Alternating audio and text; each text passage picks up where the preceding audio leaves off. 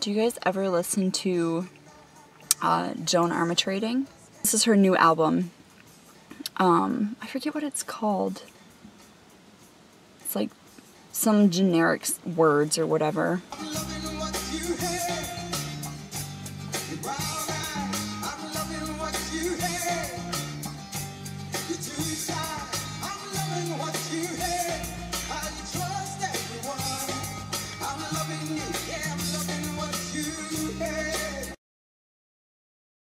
Okay, so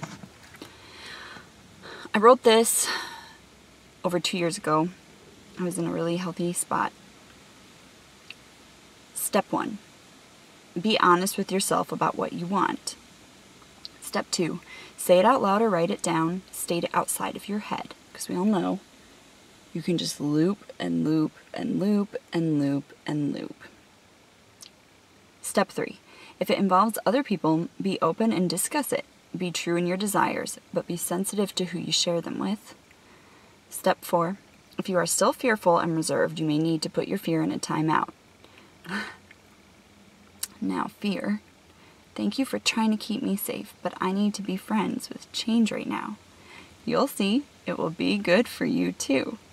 Step 5, trust in yourself, trust in the people around you, and do it. So I had one of my Enneagram 9 INFP friends say, wow, this is literally perfect advice for an Enneagram 9, for type 9. And I was like, oh, holy crap. And he was like, you should make another video on being a type 9. And I was like, okay. I think it's kind of scary sometimes for type 9s to go out and be alone. Like, to stand on their own. And how do you define who you are and what you like to do, and where your happiness comes from. As a type 9, I feel like I do just kind of hover at a, easygoing. I enjoy life. I enjoy literally just existing. I enjoy watching grass. Or eating a chocolate-covered banana, or I just enjoy existing. I wonder if other type 9s also feel that way. For type 9s, a way that you can really grow is to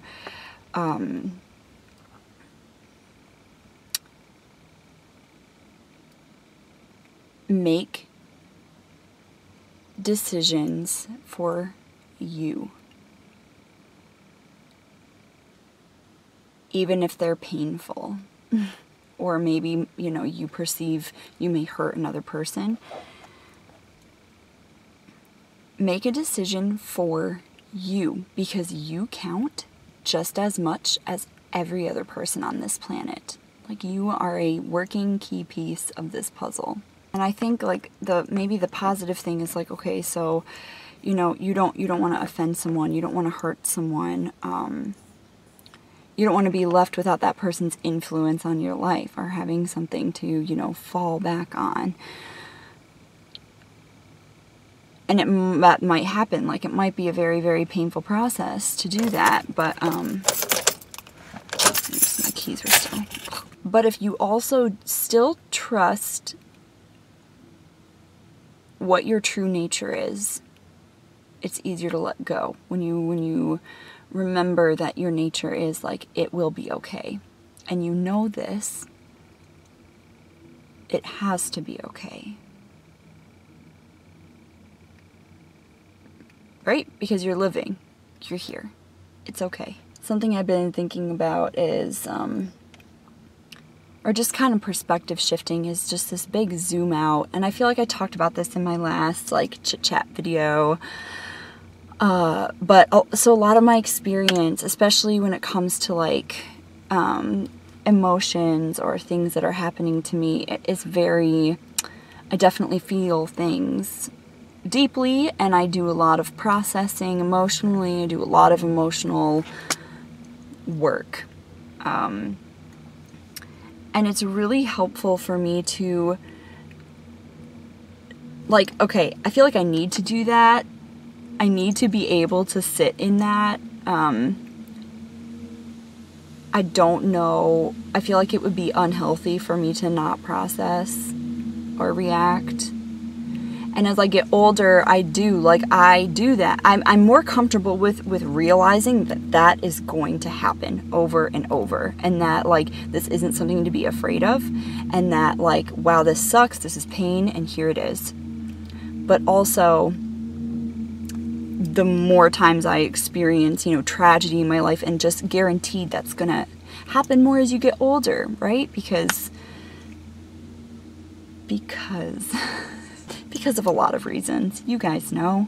You've lived life. Anyway, as I go through life and as I accrue these life experiences, and as time continues to inevitably pass, I experience many joys, many pains. And so I go through these cycles more and more, and I tune in and realize that these are patterns and this is how I am. And I mean, I think that's a very basic thing about growing up and maturing, right? Is when people talk about figure out who I am, realize how I act. Who am I? This is me. This is what a big part of what they're talking about, I think. It's not just how do you spend your time? What are your hobbies? It's how do you process? How do you react? What are your specific patterns and cycles that you engage in? And how can you become aware of those and then work with those to move forward in life and to integrate constantly? And I think when you do see those, it allows you to zoom out, right? It is an inherent zooming out process where once you observe that, you're able to see your story. God, I feel like this is literally part 2 to my first video, but yeah, you can zoom out and you look on yourself and your experiences in your life and your reactions as a story, as one unique experience. Everyone else is also having this, right? It is one part of humanity, and that is interesting. So if you are in a really hard place, fucking sucks. I'm not saying it doesn't suck. I'm not saying it's not painful. But you know that it's gonna keep moving. Things are gonna keep changing. You don't know how, but they are. And that allows you to zoom out and look at yourself differently. And for me, at least, it becomes less personal, and it almost makes me more excited to just be okay with wherever I am and then wonder what's gonna come next. It's just, things move and things connect in the most, literally, as long as you are engaged, as long as you're moving, as long as you're doing something, it's gonna happen. It's literally bound to. Like, it could be there's a million ways this could happen. It could be you go out with friends and you talk to someone new and you see something different, or you learn about something different. Bam, you have a new thought. Or a new experience or a new interaction, and all of a sudden you're in a different place. Or maybe it's a thought you've already had, but now you see someone else have it and you have a discussion about it, or you realize that you're not alone in a certain way. Or, you're just driving. I was driving yesterday and I had the thought that I never had before. And it's like your brain's just thinking. You're processing something. You're allowing yourself to just flow wherever. That itself can sometimes be enough to, bump you, Bump. I'm having a thought right now, too, that I don't know if it's really that related, but I just kind of want to throw it out there.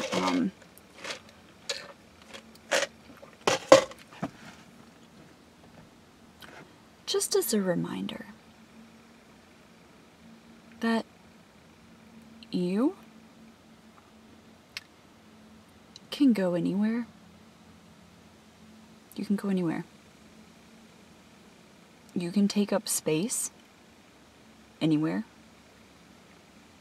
You can move anywhere. You, because you exist, have that freedom. It's literally just there. If you see other people doing something or existing in a certain way, in a certain place, certain space, and you feel like, man, I wish I could do that, you literally can. If you feel like, oh, they're gonna judge me, 99%, they won't. 99%, they're thinking the same thing about you. We're all thinking to protect ourselves so much of the time. If you can let that fly away, you can go any fucking where. Anywhere. Oh my gosh, have you guys read the book I'm Okay, You're Okay?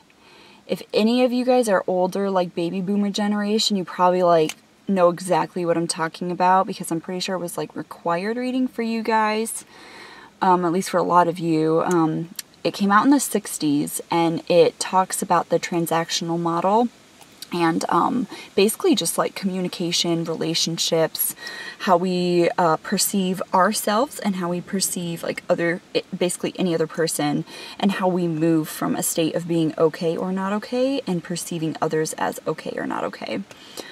And it's, in my opinion, even though it's old, some of the things are a little outdated, but I'd say as a general concept, like, it's an amazing book. It talks from the perspectives like of child, adult, and parent. It's a really good book. I got it on Amazon. If you're wanting to do like some personal work, or maybe like look back at your past, or figure out like why you're stuck in a certain like response cycle, or why, you know, people might say they perceive you a certain way, or how you feel you are, would really recommend that book.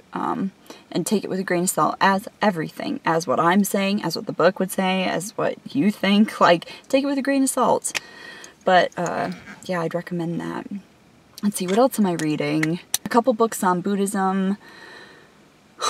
I'm reading, I finished a book by David Lynch called Catching the Big Fish, I think. It's really good.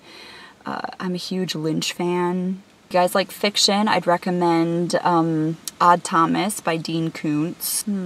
What else? Oh, I'm reading The Design of Everyday Things, which is also a really good book. It kind of ties in like engineering, I'll say like industrial engineering, so like efficiency of like products and things, with human psychology, and like how humans are wired, and how we really as designers and engineers need to be taking human behavior into account when we design things. Like, if you design and like, so if you are on a second level of a building, right, and you walk out into the stairwell, and there's like a little half wall right next to the stairway that goes down, right? He had a picture in the book of like one person set like a pop can there.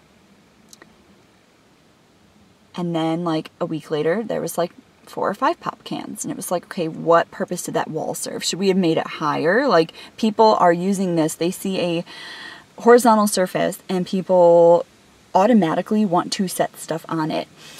And that like made me laugh, because, so basically conclusion, not a good design. Because you didn't take into account that human behavior, like that automatic response. So true. When we see horizontal surfaces, it means we can set stuff on you, and we will set stuff on you. There's a lot of sassafras over here. Sassafras trees. You can make tea from sassafras. You know, sassafras is a key ingredient in many kinds of root beer flavor sassafras. So, we'll talk soon, you guys. Hope you're enjoying the spring and the summertime, and especially with this spring solstice happening. I hope you really take advantage of the daylight that we get to experience and really celebrate the sun and yeah, just the ability to be outside, the ability to do things in the light. So something to reflect on. Okay, I'll catch up with y'all later. Peace.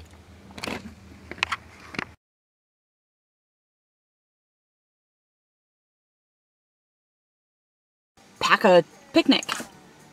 Pack a picnic.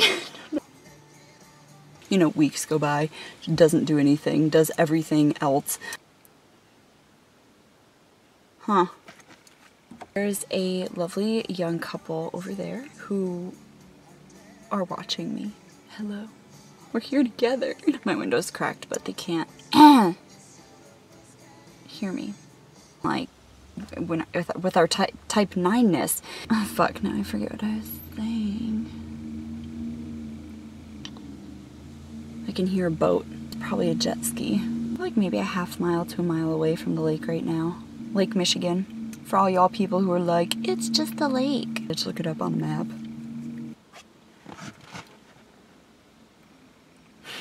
Weird ass filters that made your face do like weird stuff, because right now all they have is like cute little kitty ears that make like your eyes like this big, and you know, I mean, it doesn't look as good as this, but you know, they can never get it right anyway.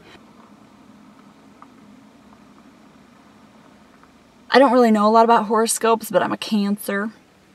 When I was little, I hated that. I was like, I have Cancer. Oh. I never wanted to tell anybody my birthday. Yeah. I don't have Cancer, hopefully. Well, I mean, someday, probably. Everyone will have Cancer.